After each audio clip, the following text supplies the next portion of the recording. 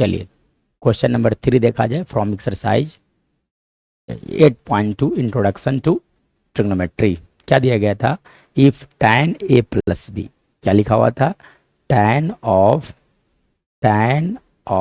a plus B का value लिखा गया था √3 एंड साथ साथ में क्या लिखा गया था?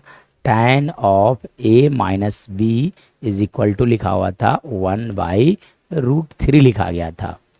a प्लस बी का जो वैल्यू होना चाहिए 0 से बड़ा और 90 से छोटा, a का वैल्यू b से बड़ा होगा। कंडीशन लाए a का वैल्यू b से बड़ा होगा, फाइंड a एंड b, तब a और b का वैल्यू क्या होगा। चलिए अब कैसे आप कैलकुलेट कर सकते हैं यहाँ से। चलिए देखिए, तो tan a plus B equal to लिखा हुआ था √3, तब आपको ये याद होना चाहिए कि tan का वैल्यू √3।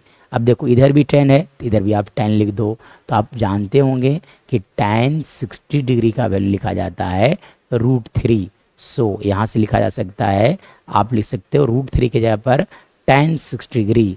अब आप कंपेयर कर लो, तो tan इधर भी है tan इधर भी है, मतलब यहाँ से आप लिख सकते हैं a प्लस बी का वैल्यू आ गया 60 डिग्री, है ना। इक्वेशन नंबर 1 आ गए। चलिए अब देखिए सेकंड इक्वेशन में क्या दिया गया था। सेकंड इक्वेशन में अगर देखा जाए तो क्या लिखा हुआ है वो देखा जाए, तो देखो आप सेकंड इक्वेशन में क्या दिया गया। सेकंड में देखा जाए तो लिखा गया था tan of a minus B is equal to कितना दिया गया है, लिखा गया था 1/√3। अब आप सोचो कि tan 30 डिग्री का वैल्यू लिखा जाता है 1/√3 होता है, यानी कि यहाँ से आप लिख सकते हो tan a minus B is equal to tan 30 degree लिख सकते हो।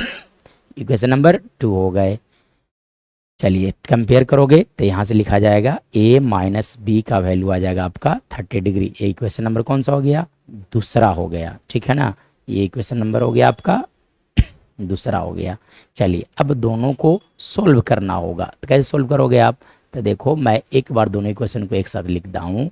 a प्लस बी का वैल्यू आ गया आपका 60 डिग्री, कंडीशन नंबर 1, और a माइनस बी का वैल्यू आ गया 30 डिग्री, कंडीशन नंबर 2, ठीक है।